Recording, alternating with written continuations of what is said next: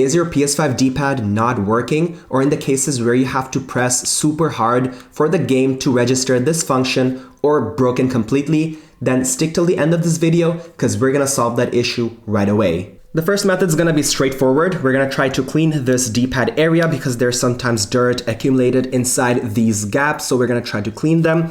So the first things you can do is to hold your D-pad in all directions and blowing into the opposite side. So I'm holding onto this and I'm gonna blow straight onto that. Do the same on the other side.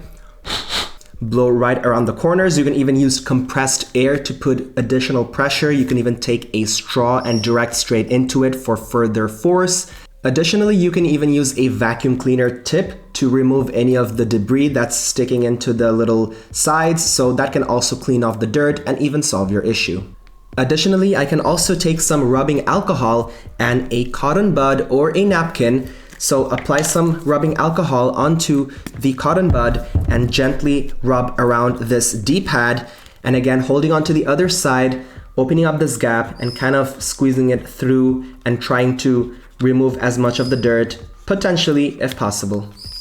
Now connect this controller to your console and see if the D-pad registers. If not, we're gonna do some deeper cleaning and we're gonna have to open up the controller. So I do wanna give you a disclaimer that opening up the controller will pose you some risks, so do this at your own risks, but with that being said, it's not even a significant task. I'm just using a guitar pick to snug inside this black faceplate. You can even use like a ruler or a credit card, something sharp, something steep, and you can even use your nails to snug inside the faceplate and open this up. I'm also gonna take off these bumper buttons, so I'm gonna take my screwdriver and just poke inside these bumpers, take them off, and that opens up some space for the screw that I can take off using my screwdriver. And you should find the other screw on the other side of the bumper, so take that off as well. Next, flip your controller over and you should also find 2 more screws over here and there, so we're gonna take these off as well. With the 4 screws taken off, we're now gonna dispatch the front layer from the back. So I'm just gonna try to open this up like this, and you should notice 2 latches right there. So we're gonna try to put something inside. I'm gonna use this guitar pick once again to snug inside in between that latch and the controller, and that's gonna free up the space for me to open this up.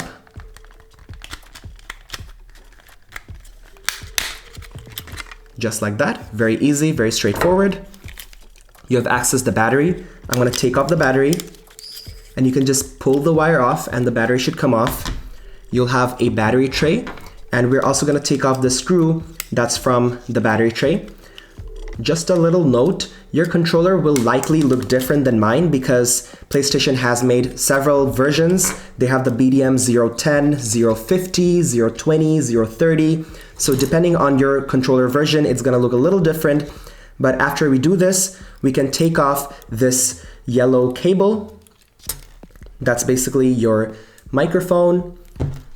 We're also gonna take 1, 2, 3 cables from this motherboard, and I find a plier to be quite useful as I take off this little piece from here as well, and from there. As we do this, I'm also gonna take off that little cable right there. I'm gonna push up by using 2 of my fingers from underneath the 2 thumbsticks, and it's gonna come off from the other side. At this point, we're gonna try to unscrew 4 more screws. So we have 1 right here, 1 right there on that white piece. We have 1 right here, which I'm gonna unscrew. And this is gonna be a little black screw, so it's a little hard to show on camera because this piece is also black. Now let's unscrew the screw from the white piece.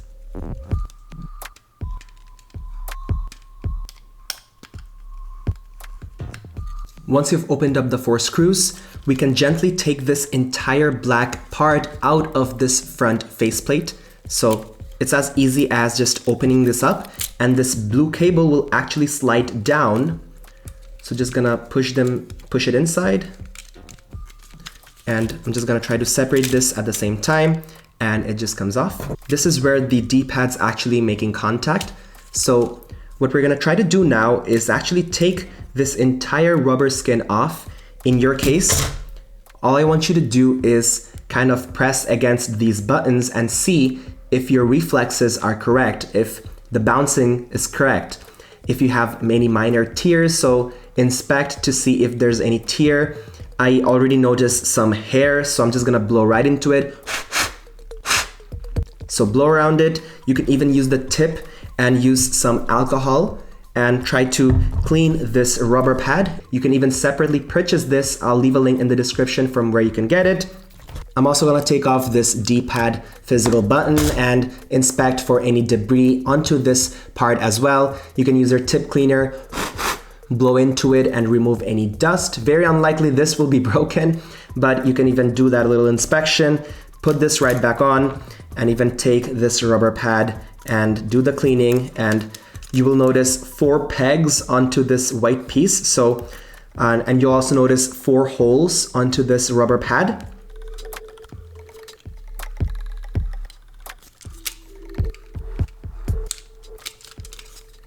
We're now gonna look at this complicated piece. Well, not at all complicated. Gently hold it and flip it over, and you should be able to see this little membrane. In my case, it's a blue membrane. You could have a green membrane. It could also be a yellow membrane, but this is essentially the sensor that takes the feedback from your buttons. So we're also gonna take some alcohol, spray it onto the cotton bud, and I'm going to gently clean around this membrane section, the D-pad section. So just rubbing against this membrane. This will also have dust accumulated, which will very likely cause the issue of your controller.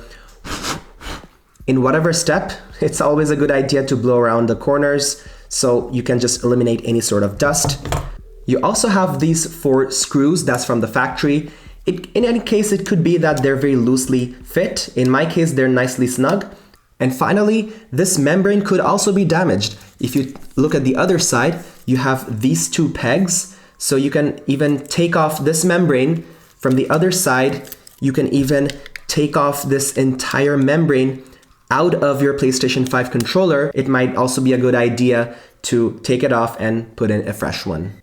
Now that we've covered all the solutions for this tutorial, we're gonna put this controller back again. And some things to keep in mind, this peaker may fall off at any given time in this tutorial. So all you're gonna do is simply put it back inside this little chamber, just like so.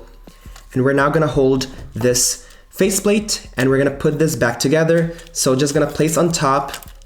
And while we put it nicely and flush, this blue ribbon actually needs to go through that little gap. So I'm just gonna make some space and I'm gonna try to push this blue ribbon through that little gap and push back again. And now this is nicely in place. Remember, we have 4 screws in this position. We have 2 going into this white piece, and we have these 2 black screws holding onto these paddle areas. And now we're gonna take this motherboard and flip it around, and that would be a good time to also swap these thumbsticks if they're tearing out. And once again, we have these ribbons coming along the way, so I'm just gonna use my fingers to make space and flip this motherboard over. And this yellow cable is just gonna sit right there. We can't forget about this piece. This piece is simply gonna stick onto that little pocket, and that little thing is actually gonna sit on the battery tray. Let's attach the cables. Here's one. Here's the blue cable.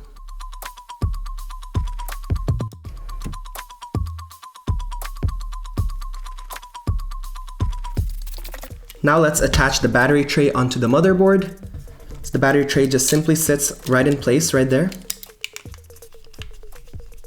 Now I'm gonna take the battery, connect the battery onto the white pocket.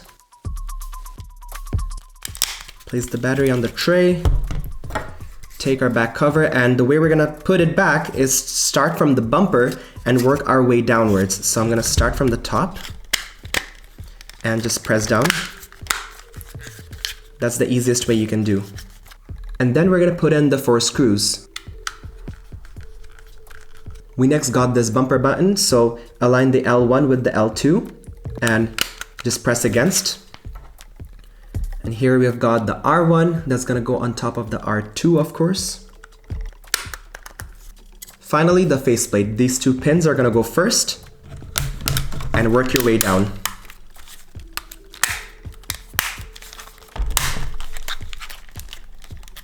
So hopefully one of these methods will help you solve your D-pad not registering issue. And as a side note, you can use this exact same principle to solve any of your face buttons issue.